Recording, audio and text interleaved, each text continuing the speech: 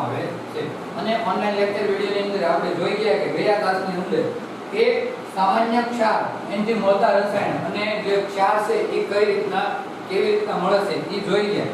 હવે જે કુદરતી સ્ત્રોત હતા એની અંદર કયા પ્રકારનો એસિડ હોય છે એ પણ જોઈ ગયા, એની વિશેની માહિતી પણ આપણે મેળવી. હવે આગળ જોઈએ કે જે સામાન્ય ક્ષાર છે એ આપણને કઈ રીતના ક્યાંથી મળે છે.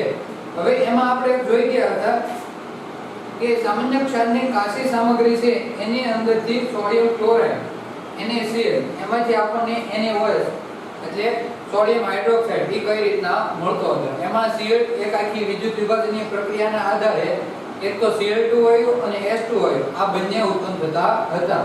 તો હવે જે Cl2 વાયુ છે એમાંથી જે ઉત્પન્ન થતો હતો તો એનો ઉપયોગ વિરંજન પાવડર તરીકે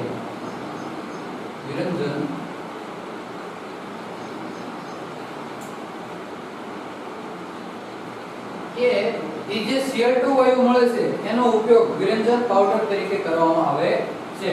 તો આ વિરંજન પાવડર છે શું તો એના વિશેની માહિતી આખી થિયરી છે. થિયરીમાં આપણે સમજતા જઈશું કે કઈ રીતના.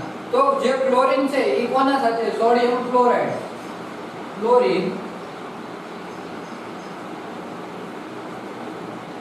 સોડિયમ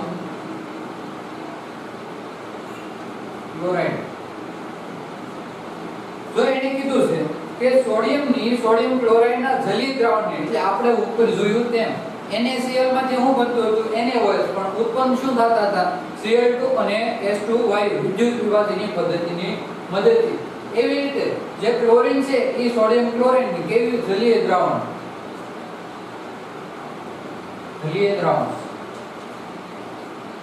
કે જલીય દ્રાવણના આધારે એનું શું કરવાનું છે વિદ્યુત વિભાજન કરવામાં આવે છે. તેના કારણે આખો ક્લોરીન વાયુ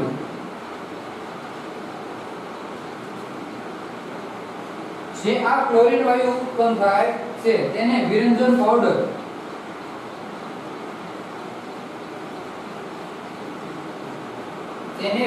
પાવડર તરીકે ઉત્પાદનમાં અથવા તો ઉપયોગમાં લઈ શકાય છે.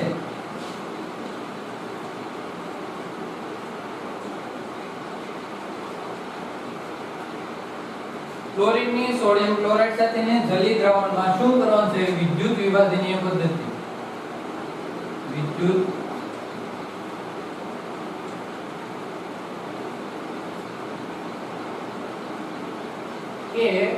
એની વિદ્યુત વિભાજનીય પદ્ધતિની મદદથી જે ક્લોરીન વાયુ મળે છે આ ક્લોરીન વાયુ કેવો વિરંજન પાવડર તરીકે એનો ઉત્પાદન અથવા તો ઉપયોગ કરી શકાય છે. યાદ રાખવાનું કે વિરંજન પાવડર છે શું અથવા તો આપણને કઈ રીતના મળે છે કે ક્લોરીન અને એની સોડિયમ ક્લોરાઇડના જલીય દ્રાવણ સાથેની શું કરવાની વિદ્યુત વિભાજનીય પ્રક્રિયા કરવાની છે.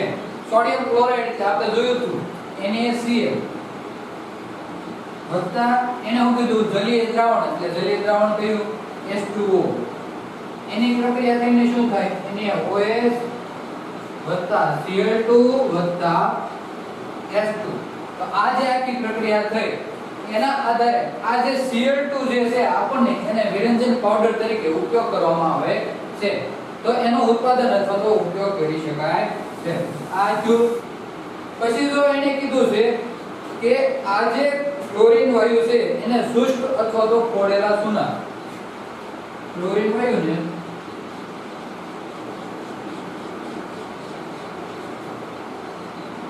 શુષ્ક અથવા તો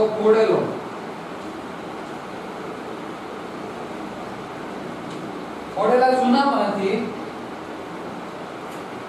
અથવા તો ફોડેલા ચૂના સાથેની પ્રક્રિયા થવાથી વિરંજન પાવડર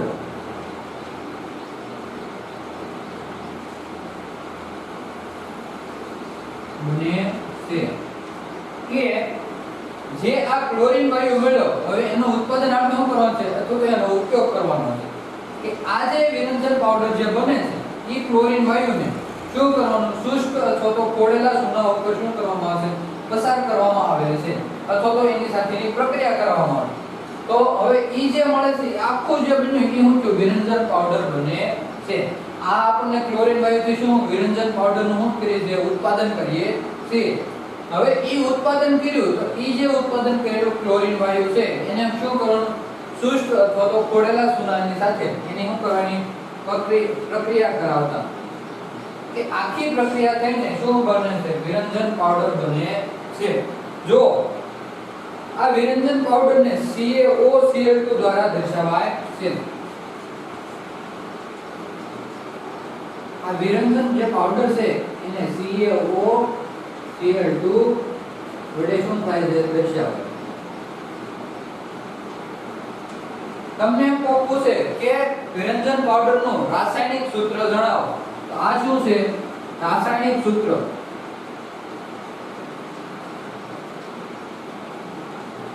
કયું CaOCl2 યાદ રાખવાનું જો ક્લોરીન વાયુ આવ્યું ખોડેલો ચૂનો છે એના માટેનું CaO એની ક્લોરીન સાથેની પ્રક્રિયા એટલે CaOCl2 આખું આપણે એમ જોયું તો આખું ખોડેલા ચૂનાનું જોયું તો CaO અને ક્લોરીન વાયુ તો Cl2 એની પ્રક્રિયાથી વિરંજનનો આખો પાવડર બને છે એનું રાસાયણિક સૂત્ર CaOCl2 યાદ રાખવાનું જો હવે ખોડેલો ચૂનો એની પ્રક્રિયા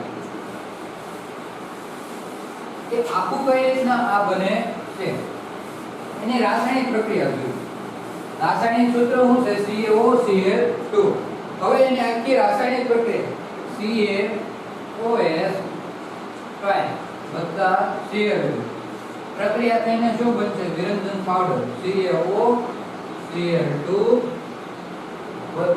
પાણી કે આ જે ખોડેલો ચૂનો છે CaOS5 એની અંદર ક્લોરીન વાયુની જો પ્રક્રિયા કરાવતા CaOCl2 એટલે આ વિરંજન પાવડર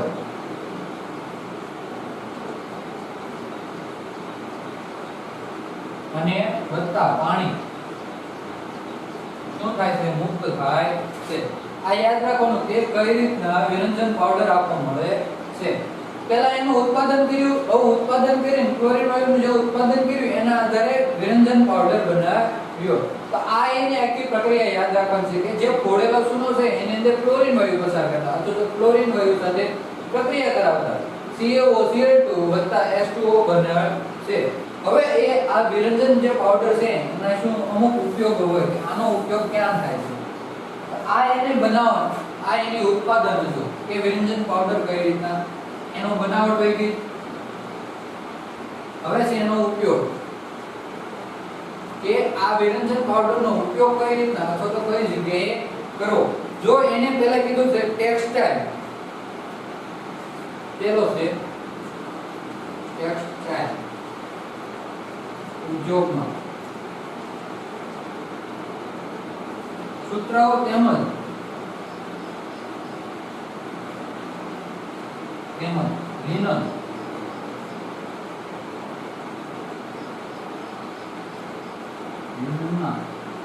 વિરંજન માટે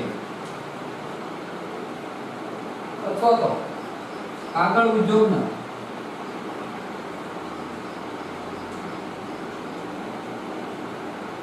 લાકડાના માવા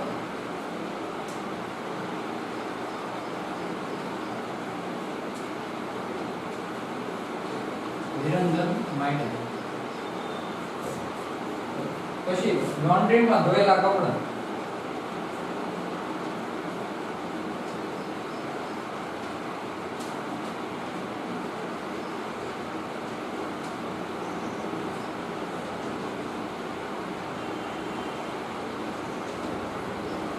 પેલો એનો ઉપયોગ છે કે ટેક્સટાઇલના ઉદ્યોગમાં સૂત્રાઓ તેમજ લિનનના વિરંજન માટે બીજું છે કાગળનો જે ઉદ્યોગ હોય એના લાકડાના માવા જે બનાવવામાં આવે તો એના વિરંજન માટે પછી લોન્ડ્રીમાં ધોયેલા કપડાના વિરંજન માટે લોન્ડ્રીની જગ્યાએ આપણે બીજું વોશિંગ મશીન પણ કહી શકીએ છીએ હવે બીજું છે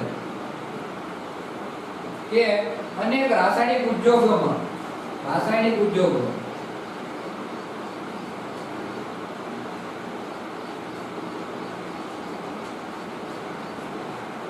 ઓક્સિડેશન કરતા તરીકે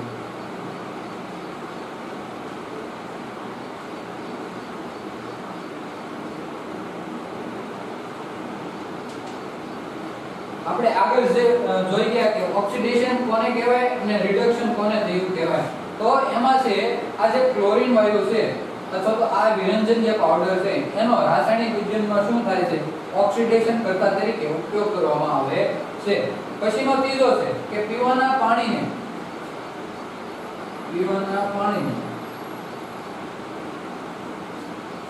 જંતુ મુક્ત કરવા.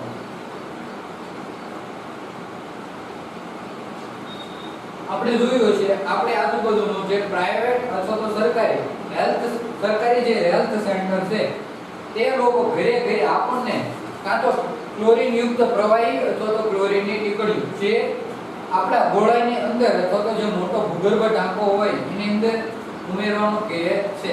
કાં એક પ્રકારનું લિક્વિડ દઈ દે છે જે ક્લોરીન યુક્ત હોય છે. તે શું કરે છે કે તે પાણી જે ભરેલું છે એ કેવું અંદર એની અંદર પૂરા કે એવું કઈ કોઈ પણ જીવજંતુ થાય નહીં. એ માટે શું કરે છે કે પીવાના પાણીની અંદર ક્લોરીન છે એ ઉમેરવામાં આવે તો તે અંદર જંતુ ઉત્પન્ન થતા નથી. તો એનો ઉપયોગ આપણે જો કે પીવાના પાણીને જંતુ મુક્ત કરવા માટે થાય છે. આ છેલ્લો ઉપયોગ તો બધાએ જોયેલો છે કે કઈ રીતના એનો ઉપયોગ થાય છે. હવે એની અંદર જો એને કીધું છે કે આ બધા ઉપયોગના આધારે ક્લોરીન જે છે એ વિરંજન પાવડરનો ઉપયોગ વધારે પ્રમાણમાં કરવામાં આવે છે. આપણને તો ખાલી આ એક જ ખબર છે કે પીવાના પાણીમાં જંતુ મુક્ત કરવા માટે, પણ મોટા મોટા ઉદ્યોગો હોય તેની અંદર પણ ઓક્સિડેશનની આખી પ્રક્રિયા કરવા માટે આ ક્લોરીન વાયુનો ઉપયોગ કરવામાં આવતો હોય છે. જેમ કે આ ઉદ્યોગમાં ટેક્સટાઇલના સુતરાઉ કાપડમાં એ બધા કેવા છે ઉદ્યોગ જ છે, તો રાસાયણિક ઉદ્યોગો લખ્યું કે ને એની અંદર ઓક્સિડેશન કરતા તરીકે એનો ઉપયોગ કરવામાં આવે છે. હવે આ જે વિરંજન પાવડર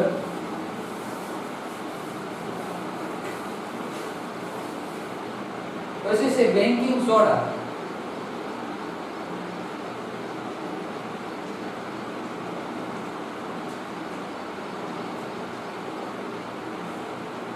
કે આ બેકિંગ સોડા એ કઈ રીતના સામાન્ય રીતે રસોઈ ઘરની અંદર એમાં રસોઈ ઘરમાં આ બેકિંગ સોડાનો ઉપયોગ વધારે કરવામાં આવે છે. અથવા તો એને બીજો ખાવાનો સોડા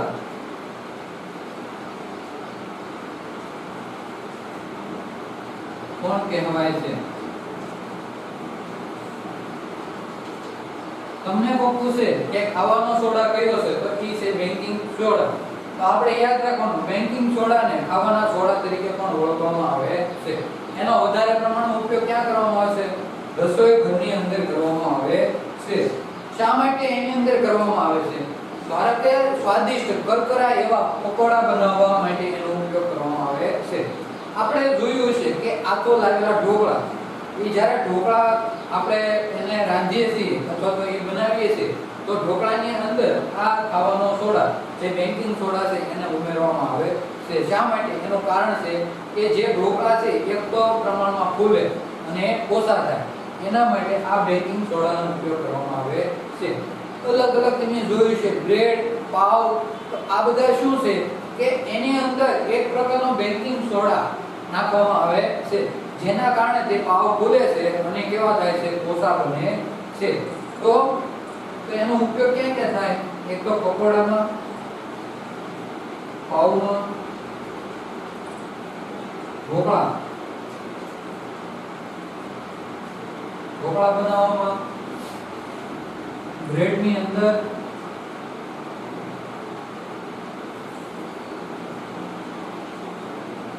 આ બધી જે ખાવાની વસ્તુ છે એની અંદર શું કરવામાં આવે છે? બેકિંગ સોડાનો ઉપયોગ અથવા તો બેકિંગ સોડાને નાખવામાં આવે છે અને તેના આધારે તે કોઈ પણ વસ્તુ છે એ પ્રમાણમાં પોષી અને કેવી થાય છે? સારી થાય છે અને સ્વાદિષ્ટ લાગે છે. આ બધું જો આ સંયોજન છે એનું રાસાયણિક નામ શું છે? સોડિયમ. રાસાયણિક નામ અથવા તો રાસાયણિક સૂત્ર સોડિયમ હાઇડ્રોજન કાર્બોનેટ.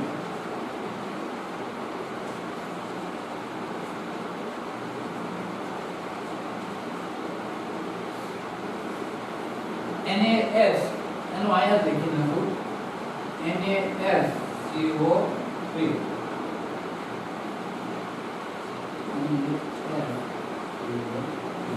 આ યાદ રાખવાનું કે સોડિયમ તો Na, હાઇડ્રોજન H, કાર્બોનેટ એટલે CO3. તો બેકિંગ સોડાનું રાસાયણિક અણુસૂત્ર શું થયું કે NaSCO3. યાદ રાખવા માટે તમને એમ પૂછે કે NaSCO3 છે એની જગ્યાએ તમને એમ પૂછે કે સોડિયમ હાઇડ્રોજન કાર્બોનેટનું અણુસૂત્ર લખીને તેના વિશેની સમજ આપો. પછી તેના ઉપયોગો પણ પૂછે અને એની બનાવટ પણ પૂછી શકે.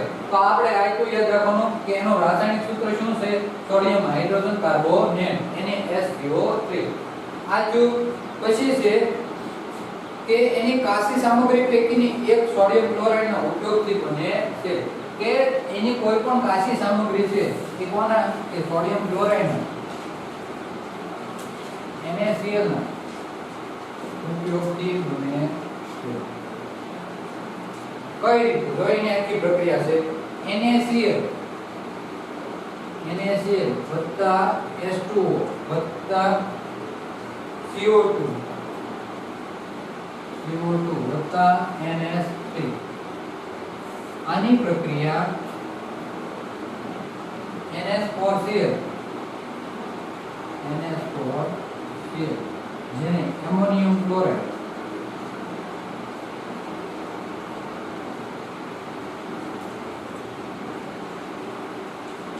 વત્તા NaSCO3 સોડિયમ હાઇડ્રોજન કાર્બોનેટ.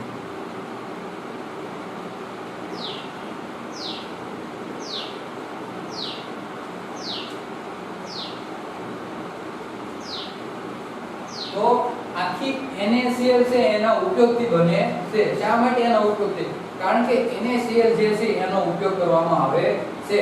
આ NaCl ની કોના સાથે? પાણી સાથે પ્રક્રિયા અને કાર્બન ડાયોક્સાઇડ સાથેની પ્રક્રિયા અને NH3 સાથેની પ્રક્રિયા કરવામાં આવે તો NH4Cl એટલે એમોનિયમ ક્લોરાઇડ વત્તા NH3CO3 સોડિયમ હાઇડ્રોજન કાર્બોનેટ ઉત્પન્ન થાય છે. તો એક યાદ રાખવાનું કે કઈ રીતના NaSCO3 જે બેકિંગ સોડા છે કઈ રીતના બને છે અથવા તો એનું રાસાયણિક સૂત્ર છે કે સોડિયમ હાઇડ્રોજન કાર્બોનેટ ઈ કઈ રીતના બને છે. તો એમાં એક તો છે આ જે મીઠું છે એટલે NaCl સોડિયમ ક્લોરાઇડ વત્તા પાણીનું અણુસૂત્ર H2O કાર્બન ડાયોક્સાઇડ CO2 અને NH3. આ બધાની પ્રક્રિયા થવાના કારણે NH4Cl એટલે એમોનિયમ ક્લોરાઇડ વત્તા NaSCO3 હાઇડ્રોજન કાર્બોનેટ અથવા તો સોડિયમ હાઇડ્રોજન કાર્બોનેટ બને છે. જે બેકિંગ સોડા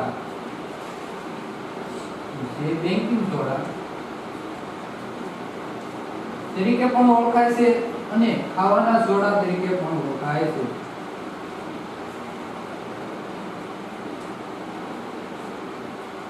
આ રીતે આખી રાસાયણિક પ્રક્રિયા લખો તે આવી રીતના લખી નાખવાનું કે અહીંયા NaCl H2O CO2 NH3. પછી જે આખી પ્રક્રિયા થઈને જે આવે છે જે આખું સૂત્ર મળે છે એ સૂત્રના બધાના નામ ને જે આ હાઇડ્રોજન સોડિયમ હાઇડ્રોજન કાર્બોનેટ બને છે એના નામ કે બેકિંગ સોડા અને ખાવાનો સોડા તરીકે પણ ઓળખાય છે. હવે આપણે જોઈએ આ બેકિંગ સોડાના ઉત્પાદનની વાત એટલે શું શું બનાવટ કે એની બનાવટ. હવે જો તમે પ્રવૃત્તિ 2.14 એટલે આગળ જોઈ ગયા એમ સોડિયમ હાઇડ્રોજન કાર્બોનેટની pH ચકાસી હશે પણ એ જ્યારે આખો પ્રયોગ કરીએ ત્યારે જ આપણને ખબર પડે કે સોડિયમ હાઇડ્રોજન કાર્બોનેટ NaSCO3 ની pH શું મળે છે. તે pH ના આધારે આપણે નક્કી કરી શકીએ કે તે આ બેકિંગ સોડા છે જે એસિડિક છે કે બેઝિક તો એના આધારે નક્કી થાય છે pH ની મદદથી. હવે જો તેની કોઈ પણ એસિડ સાથેની તટસ્થીકરણની પ્રક્રિયા કરવામાં આવે તો ઉપયોગમાં લેવામાં આવે તો મંદ બિનક્ષારીય ભેજ મળે છે. કેવો? મંદ બિનક્ષારીય ભેજ મળે છે. એક તો નક્કી થઈ ગયું. તો આ જે બેકિંગ સોડા છે એ કેવો છે? બેઝ છે. એટલે આની pH કેટલી છે? pH જોવી તો 7 થી 14 ની વચ્ચે હશે. આ બેઝ જો બેકિંગ સોડા તો એની pH કેટલી? 7 થી 14 ની વચ્ચે હોવી જોઈએ. તો આ કેવો છે? બિનક્ષારીય પણ કેવો? બિનક્ષારીય એટલે મંદ બિનક્ષારીય ક્ષારયુક્ત છે પણ કેવો ઓછો ક્ષાર, બિન ક્ષારી અથવા તો ક્ષાર વગરનો કહેવાય તો NaSCO3 બેકિંગ સોડા આ જો તેના pH 7 થી 14 ની વચ્ચે હોય છે. એક પ્રકારનો કેવો છે કે બેઝ છે. હવે આની આખી પ્રક્રિયા એને કીધી છે કે જ્યારે બિન ક્ષારીય છે ખોરાક રાંધતી વખતે ખોરાક જ્યારે રાંધો છો ત્યારે આ બેકિંગ સોડા સાથે શું પ્રક્રિયા થાય છે તો NaSCO3 એને શું મળે ગરમી મળે. ગરમી એટલે ઉષ્મા. કે રાંધતી વખતે આ NaSCO3 છે એને ઉષ્મા મળવાના કારણે તેનો શું થાય છે સોડિયમ કાર્બોનેટ Na2CO3 H2O પાણીનો મુક્ત જૂથ વત્તા CO2 કાર્બન ડાયોક્સાઇડ વાયુનો મુક્ત થાય છે. અહીંયા બે સોડિયમ હાઇડ્રોજન કાર્બોનેટના અણુ લેવામાં આવે છે. આ છે સોડિયમ કાર્બોનેટ.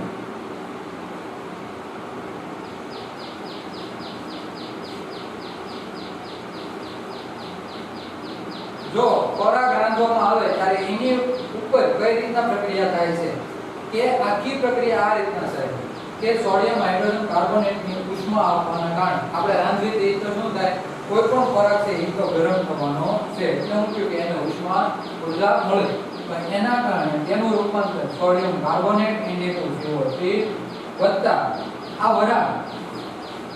વરાળ સ્વરૂપે પાણી મુક્ત થાય છે અને CO2 વાયુ પણ વાતાવરણમાં મુક્ત થતો હોય છે.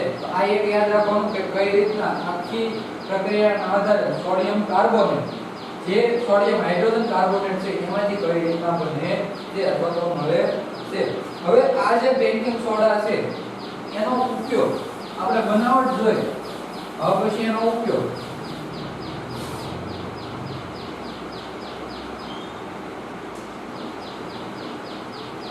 કે આ બેકિંગ સોડાનો ઉપયોગ ક્યાં થાય છે કોઈ પણ બેકિંગ સોડા છે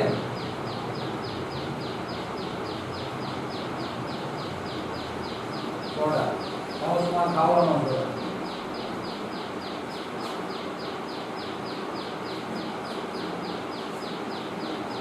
સોડા અને ટાર્ટરિક એસિડ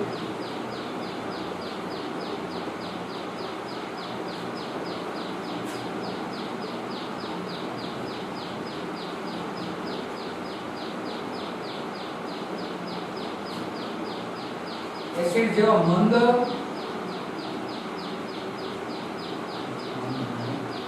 પાણી સાથે કે મંદ ખાદ્ય એસિડને મિશ્રણમાં બેકિંગ પાવડરની બનાવટ કે આ જે બેકિંગ સોડા છે ઈ અને ટાર્ટરેટ જેવા મંદ કોઈ પણ એસિડ હોય મંદ એસિડ એના કોઈ પણ ખાદ્ય સામગ્રી બનાવવાની અંદર આ બેકિંગ સોડાનો ઉપયોગ થાય છે.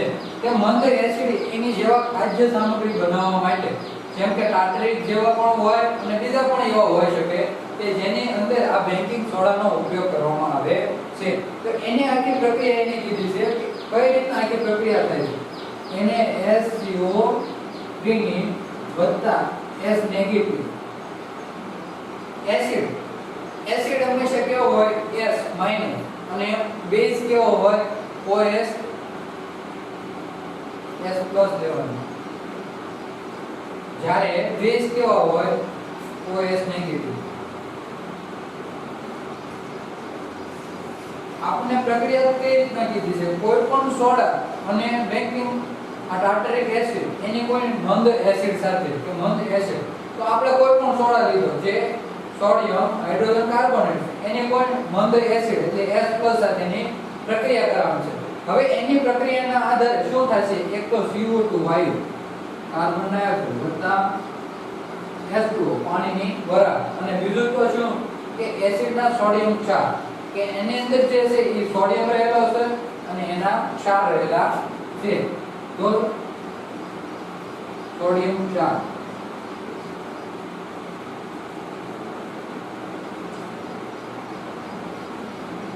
કે સોડિયમ ક્ષાર મળે છે.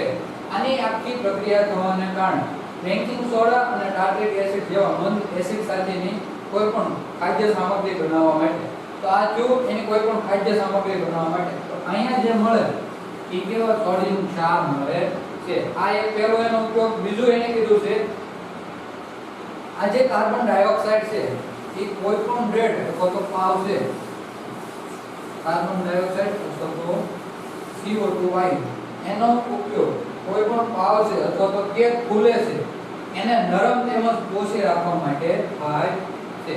તો આનો CO2 વાયુનો ઉપયોગ કોઈ પણ પાવ અથવા તો બ્રેડ કેવી થાય ફૂલે છે તો એને તો શું રાખવાનું કે આ કોઈ પણ પાવ અથવા તો બ્રેડ ફૂલે છે તો એને નરમ રાખવા અથવા તો લાંબા સમય સુધી તે બગડે નહીં તે માટે એનો ઉપયોગ કરવામાં આવે છે. કે CO2 વાયુનો ઉપયોગ કઈ રીતના કરવામાં આવે છે તો આ યાદ રાખવાનું. પછીનો છે બીજું કે સોડિયમ હાઇડ્રોજન કાર્બોનેટ ને એન્ટાસિડ નો પણ એક ઘટક કહેવાય છે. એન્ટાસિડ છે એના માટેનો એક ઘટક કયો છે? Sodium hydrogen carbonate NaSO3. હવે આલ્કલાઇન હોવાના કારણે તે તેમાં પેટમાં અથવા તો પેટની અંદર આ NaSO3 લેવાના કારણે તે કેવો મંદ એસિડ હોવાના કારણે બળતરા ઉત્પન્ન કરતો નથી. પણ જો એસિડિટી થવાનું કારણ બીજું હોઈ શકે, જે તીખા ખાદ્ય પદાર્થોનો ઉપયોગ કરવામાં આવે તો એસિડિટીનું પ્રમાણ વધી જાય છે. હવે પછીનો છે ત્રીજો કે સોડા એસિડ અગ્નિશામક તરીકે. મેં તમને કીધું એમ અગ્નિશામક તરીકે શા માટે કીધું એમ કે આપણે એસિડિટી થઈ હોય તો એના સામે શું થાય કે રક્ષણ આપે છે. તો અંદર જે હોય અગ્નિ, આપણી અંદર ઉત્પન્ન થતી અગ્નિ, તે શું કહે કે ઈ બુઝાવે છે. એના માટે આ બેકિંગ સોડાનો ઉપયોગ થાય છે. આપણે ઈનો, એક પ્રકારનો ઈનો પીવી, ઈ પણ શું છે? આવી રીતના છે, એક પ્રકારનો બેઝ છે. તો ઈનો શું એસિડિટીને ઘટાડવામાં આવે છે. આ એક પ્રકારનો બેકિંગ સોડાનો ઉપયોગ કરેલો છે. હવે બેકિંગ સોડા, હવે પછીનો છે ધોવાનો સોડા. ધોવાનો સોડા આપણે જોયું તેમ ખાવાનો સોડા, પછી છે ધોવાનો સોડા.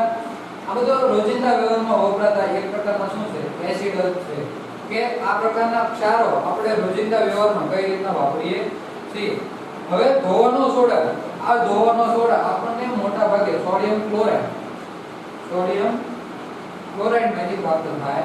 આ પણ સોડિયમ ક્લોરાઇડ માંથી પ્રાપ્ત થતો હતો અને આ પણ સોડિયમ ક્લોરાઇડ માંથી શું થાય છે? પ્રાપ્ત થાય છે. એની કેવી બનાવટ આવશે, પછી એના ઉપયોગ આવશે. કે આ સોડિયમ ક્લોરાઇડ છે એ કોનામાંથી મળે છે? NaCl સોડિયમ ક્લોરાઇડ માંથી આપણને મળે છે. એનું રાસાયણિક સૂત્ર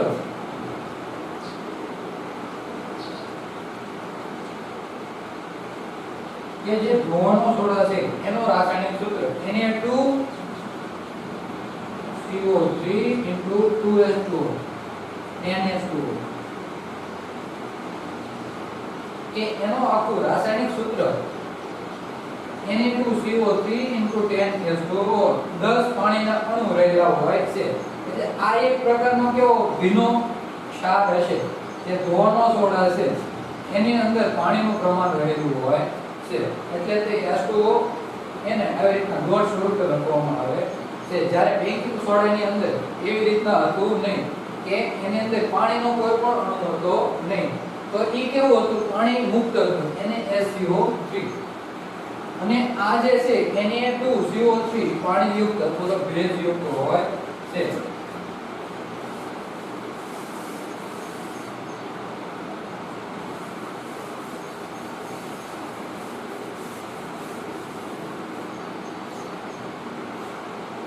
હવે બેકિંગ સોડાને શું કરવાનું છે? આ જે બેકિંગ સોડા છે કયો પહેલો, એને શું કરવાનું? ગરમ કરવાનું.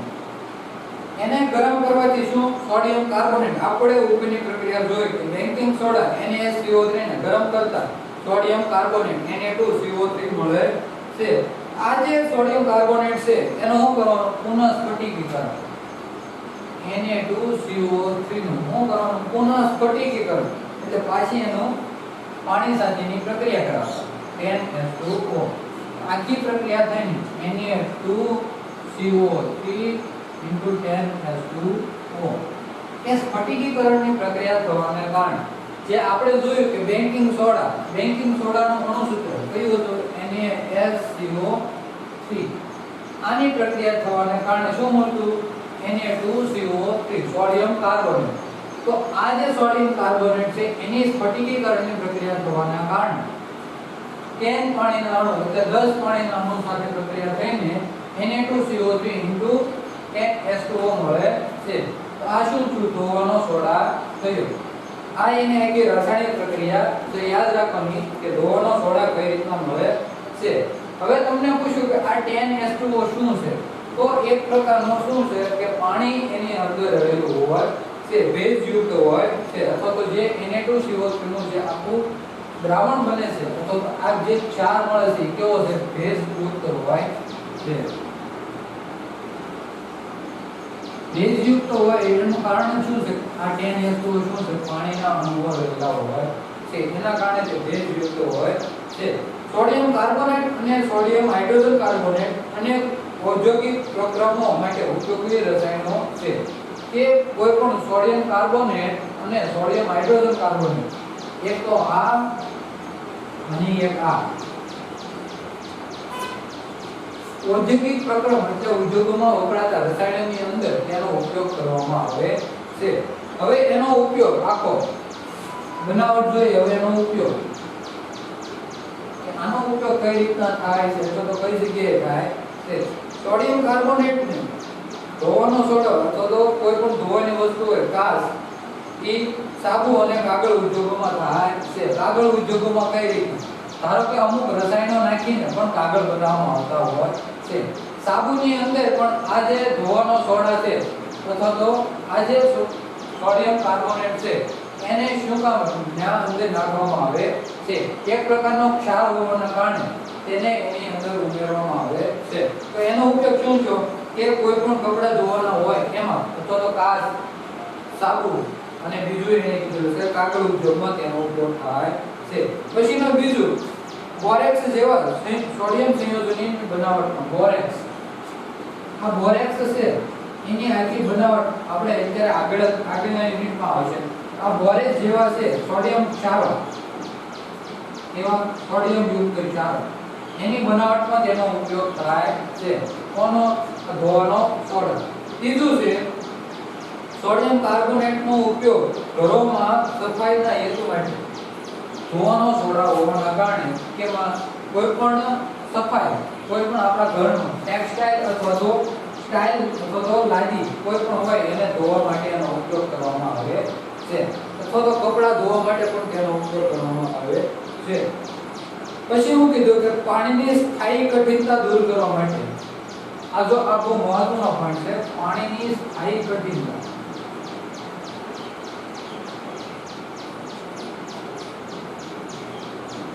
દૂર કરો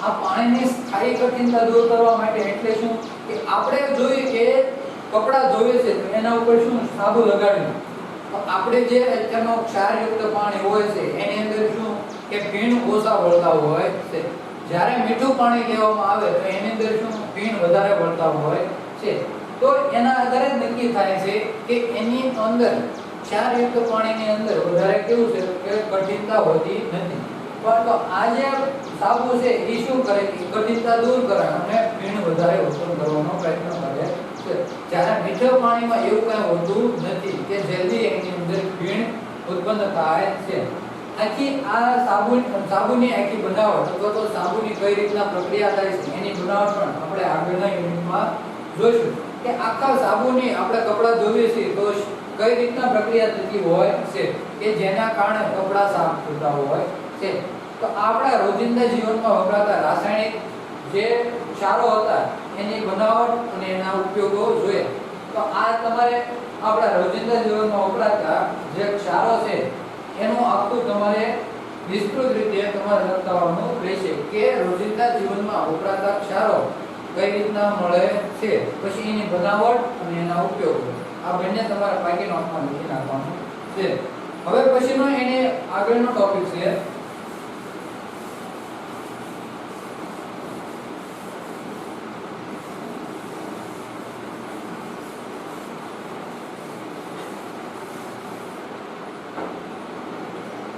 ક્ષાર સ્ફટિક। તો ક્ષારના સ્ફટિક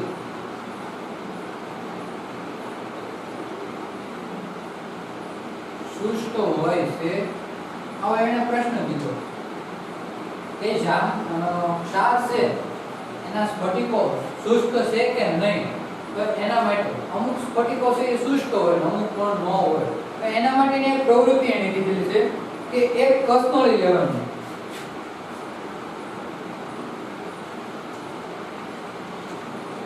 કસનળી, પછી આ કસનળીને પકડી રાખવા માટેનો સીપીઓ, પછી ઈ કસનળીની અંદર જે નાખવામાં આવે છે ઈ દ્રાવણ કોપર સલ્ફેટના સ્ફટિક, કોપર સલ્ફેટ,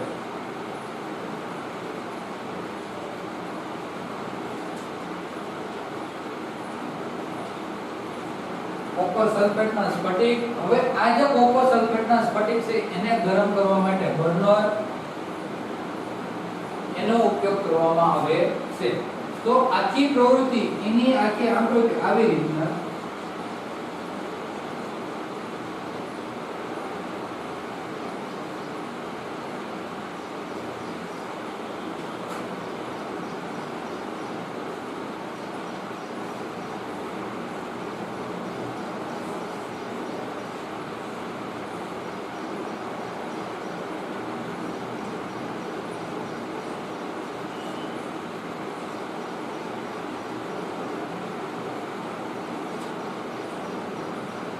કે આ જે કોપર સલ્ફેટ છે જ્યારે એના સ્ફટિક હતા,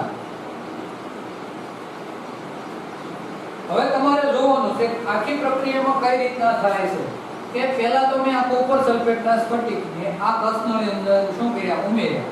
તો હવે આ કસનળીની અંદર મેં કોપર સલ્ફેટના સ્ફટિકને ઉમેર્યા ત્યારે તેનો રંગ કેવો હતો, હવે ઈ તમારે અનુમાન કરવાનું કે પહેલા જ્યારે મૂળ સ્ફટિક હતા ત્યારે એનો રંગ કેવો હતો। તો મૂળ સ્ફટિક હતા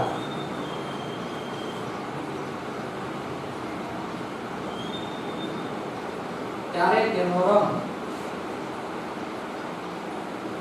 કેવો, ભૂરો કે ભૂરો હતો। પછી જ્યારે એને ગરમ કરવામાં આવે છે ત્યારે અથવા તો ગરમી આપવામાં આવે છે ત્યારે શું થાય કે આ જે કોપર સલ્ફેટના સ્ફટિક છે ગરમ કરતા આ જે કોપર સલ્ફેટના સ્ફટિક છે તે શું થાય છે, સફેદ થાય છે। શા માટે તે સફેદ થાય છે, એનું કારણ કે એની અંદર જે પાણીના અણુઓ રહેલા છે,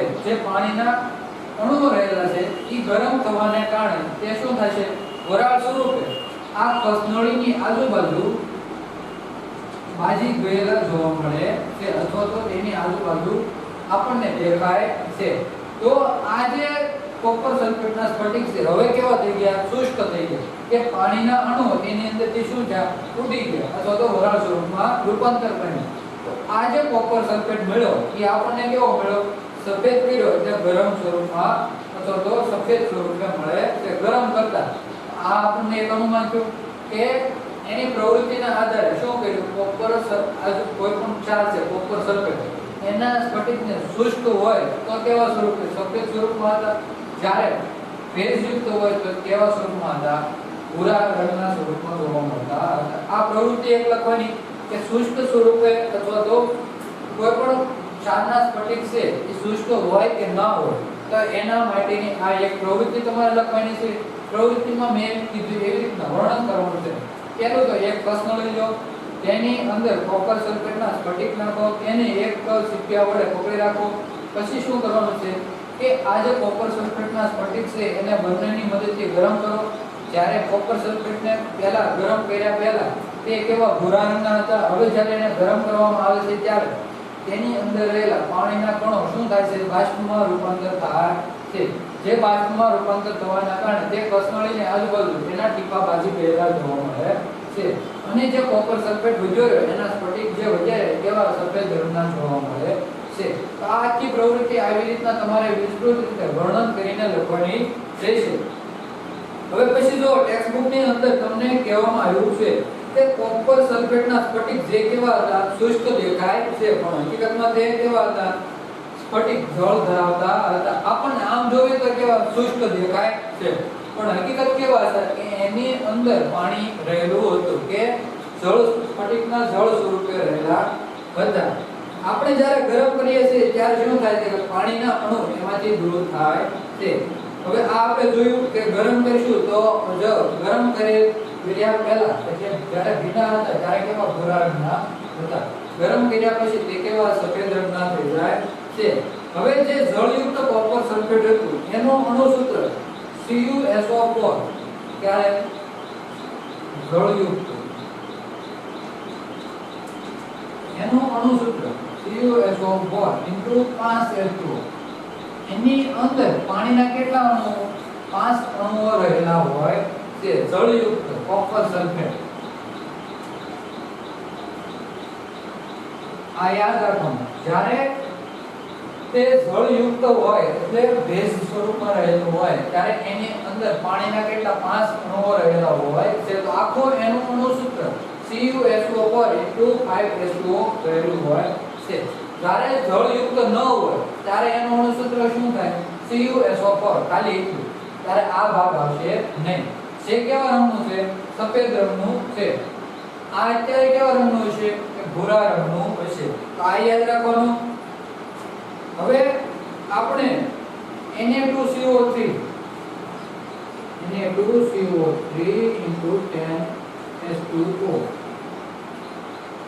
સોડિયમ કાર્બોનેટ એ હવે તમારે નક્કી કરવાનું છે કે આ ક્ષાર કેવા શુષ્ક છે કે નહીં. જો આ ક્ષાર શુષ્ક છે તો કઈ રીતના, શુષ્ક નથી તો કઈ રીતના. મેં તમને કીધું આ ક્ષાર કેવા છે શુષ્ક પણ ઓલા થઈ શકે અને ભેજયુક્ત પણ હોય શકે.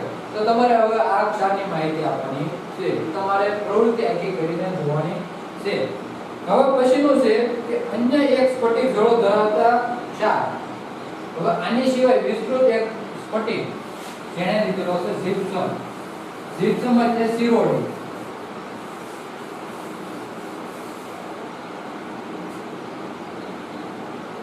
જીપ્સમ એને બીજું સિરોડી પણ કહેવામાં આવે છે. હવે આ જે સ્ફટિક છે એ જળ સ્વરૂપે રહેલો છે અથવા તો જળ ધરાવે છે. હવે આપણે આનું રાસાયણિક સૂત્ર જોયું કે જીપ્સમનું રાસાયણિક સૂત્ર શું છે, અથવા તો તમને એમ પૂછે કે સિરોડીનું રાસાયણિક સૂત્ર શું છે. તો CuSO4 2H2O. Copper sulphate CuSO4 2H2O. એની અંદર બે પાણીના અણુઓ રહેલા હોય છે. એટલે આપણે સિરોડી લઈએ તો પણ કેવી હોય ભેજયુક્ત હોય છે. આ એક યાદ રાખવાનું. હવે આ જે ક્ષાર છે એનો ઉપયોગ, આ જે જીપ્સમ છે એનો ઉપયોગ કે આનો ઉપયોગ ક્યાં કરવામાં આવે છે plaster of Paris. Plaster of Paris. Plaster of પેરિસમાં તેનો ઉપયોગ કરવામાં આવે છે. હવે આનો ઉપયોગ જોવી કઈ રીતના થાય છે કે એને આખી એક પ્રક્રિયા કીધી છે. જીપ્સમને 373 કેલ્વિન તાપમાને તાપમાને ગરમ કરવામાં આવે તો તેની અંદર રહેલો જે પાણીનો અણુ છે તે શું થાય છે ઉડી જાય છે અથવા તો એનું વરાળમાં રૂપાંતર થાય છે. તો યાદ રાખવું કે કયું એવું તાપમાન લેવામાં આવે કે જેના કારણે જે સિરોડી છે એ શુષ્ક સ્વરૂપમાં આપણને મળે છે. તો 373 કેલ્વિન તાપમાને તે જીપ્સમ આપણને શુષ્ક સ્વરૂપમાં ક્ષાર એનો મળે છે. હવે બીજું છે કેલ્શિયમ હેમિહાઇડ્રેટ. કેલ્શિયમ સલ્ફેટ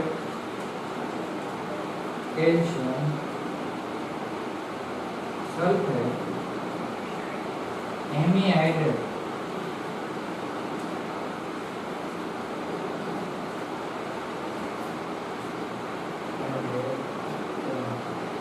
હવે આ તમારે યાદ રાખવાનું છે કેલ્શિયમ સલ્ફેટ હેમીહાઇડ્રેટ એને CaSO4 હેમીહાઇડ્રેટ એટલે 1/2 H2O જે એનું રાસાયણિક સૂત્ર લેવામાં આવે છે કેલ્શિયમ સલ્ફેટ હેમીહાઇડ્રેટ એનું રાસાયણિક સૂત્ર CaSO4 કેલ્શિયમનો કેલ્શિયમ એટલે Ca સલ્ફેટ ને SO4 અને હેમીહાઇડ્રેટ 1/2 H2O લેવામાં આવે છે એનો શું છે કે આ જે આખું જે છે કેલ્શિયમ સલ્ફેટ હેમીહાઇડ્રેટ એને આખાને પ્લાસ્ટર ઓફ પેરિસ કહેવામાં આવે છે તમને યાદ રાખવાનું કે જીપ્સમ જે છે એ રાસાયણિક સૂત્ર એનું છે CaSO4 અને એ શું જળ ધરાવે છે હવે આવી રીતે પ્લાસ્ટર ઓફ પેરિસ એનું શું છે કે 373 કેલ્વિન એને ગરમ કરવામાં આવે તો એને અંદર જે રહેલો પાણીનો અણુ છે તે શું થાય છે મુક્ત થઈ જાય છે તો હવે તમને એમ પૂછે કે પ્લાસ્ટર ઓફ પેરિસ નું રાસાયણિક સૂત્ર જણાવો તો CuSO4 આ કોનું હતું જીપ્સમનું રાસાયણિક સૂત્ર હતું CuSO4 2S2 જ્યારે પ્લાસ્ટર ઓફ પેરિસ નું રાસાયણિક સૂત્ર શું છે કેલ્શિયમ સલ્ફેટ હેમીહાઇડ્રેટ CaSO4 Ca છે અહીંયા Cu છે CaSO4 1/2 H2O આ યાદ રાખવાનું એનો ઉપયોગ આપણે મોટા ભાગે દવાખાનામાં પ્લાસ્ટર ઓફ પેરિસ દવાખાનાની અંદર કોઈ પણ ડોક્ટર હશે એનો ઉપયોગ કરતા હોય છે શા માટે એનો ઉપયોગ કરે આપણને કોઈને હાથ કે એવું પગ અથવા તો કોઈ પણ વસ્તુ ભાંગી ગઈ હોય તો એકબીજા હાડકાને જોડી રાખવા માટે એક પ્રકારનો પાટો એટલે આપણે સુના જેવો પાટો આવે એને પ્લાસ્ટર ઓફ પેરિસ કહેવામાં આવે છે તો ડોક્ટરો અથવા તો ડોક્ટરો આનો વધારે પ્રમાણમાં ઉપયોગ કરતા હોય છે જે પ્લાસ્ટર ઓફ પેરિસ કહેવાય છે એની આખી પ્રક્રિયા એને કરીને કઈ રીતના જીપ્સમ મેળવવું એની આખી પદ્ધતિ છે તો એ કયું લેવાનું આ CaSO4 જીપ્સમમાં પણ શું છે Ca રાશો સોરી CaSO4 1/2 H2O આની પ્રક્રિયા કરાવીને કઈ રીતના પ્લાસ્ટર ઓફ પેરિસ માંથી એને જીપ્સમ મેળવ્યું કે જીપ્સમ કઈ રીતના મળે છે કે એની પ્રક્રિયા 1/2 H2O વત્તા શું લેવાનું પાછો એક 1/2 H2O નો અણુ લઈ લો એના સાથે પ્રક્રિયા કરવાથી શું થાય કે આ CuSO4 જે કેલ્શિયમ સલ્ફેટ હેમીહાઇડ્રેટ છે એનો 1/2 H2O એટલે પાણીનો પાછો અડધો અણુ લીધો હવે આ અડધો અણુ લેવાના કારણે તો કોપર સલ્ફેટ CaSO4 ઇન્ટુ શું થાય 2S2O આ 1/2 એટલે આખો અણુ H2O નો થઈ ગયો હવે આખી પ્રક્રિયા થાય તો આવી રીતના થાય 1/2 વત્તા 1/2 એટલે બેના છેદમાં 2 બરાબર 1 એક અણુ જો પણ આખો 2S2 હજી અહીંયા બીજા ગુણાકાર સ્વરૂપમાં લેવામાં આવે તો 2 એટલા પાણીના અણુ મળે છે તો આ રીતના આપણને શું મળે છે કે જીપ્સમ સિરોડી મળે છે